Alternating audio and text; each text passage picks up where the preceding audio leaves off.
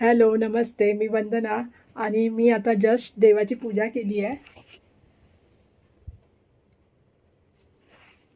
आणि आता मला दुपारचं जेवण बनवायचं आहे. तर आता मी जेवणामध्ये कोबीचे मंचुरियन बनवणार आहे. फ्रीजमध्ये हा कोबी पडला आहे, तोच आता घेते आणि याला स्वच्छ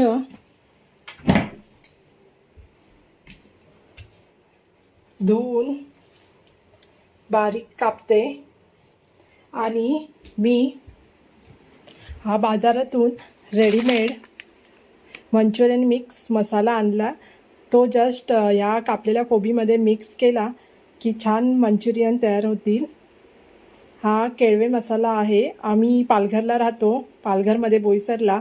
तर आमच्या इथेच केळवे म्हणून गाव आहे, तिथेच ही प्रोडक्ट्स बनवली जातात.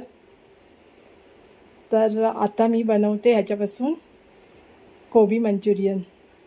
आताच मी जिओ मार्टवरून काही घरातल्या वस्तू मागवल्या आहेत आणि त्यात स्निकरही आहे, चॉकलेट आहे, जी माझ्या माझ्या मुलाला हवी होती. 2 दिवसापासून तो मला सांगतोय की मम्मी मला स्निकर हवी आहे, चॉकलेट हवी आहे. त्याच्या फ्रेंडने त्याला ती दिली होती. तर तिला चॉकलेट एवढी आवडली आहे की त्याला ती चॉकलेट खावीशी वाटते. पण इथे आमच्या इथे जवळ शॉप नाही, तिथे मिळत नाही. म्हणून मग मी आज जिओ मार्टवरून स्निकर चॉकलेट आणि मला घरातल्या काही वस्तू मागवल्या आहेत.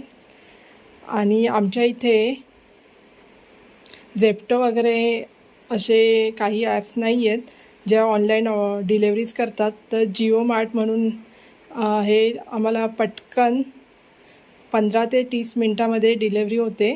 तर मी म्हणूनच जिओ मार्टवरून माझ्या वस्तू मागवते. तर बघूया आता.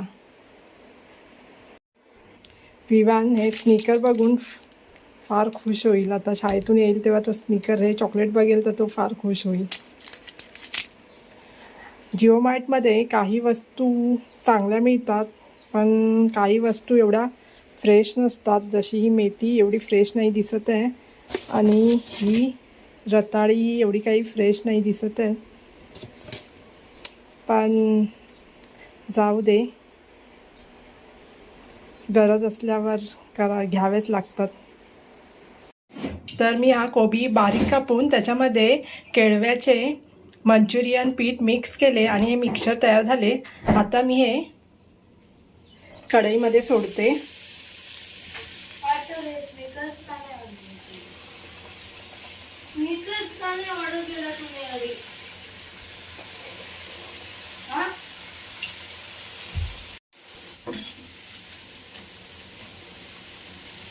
छान मंचुरियन फ्राय दिसत आहेत.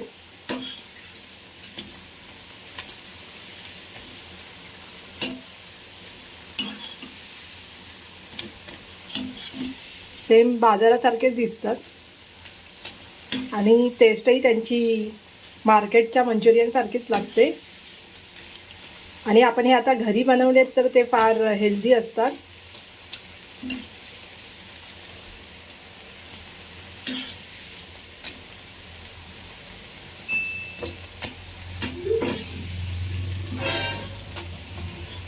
माझे आता हे कुरकुरीत मंचुरियन तयार झाले आहेत. आता मी जेवणाबरोबर हे खातो.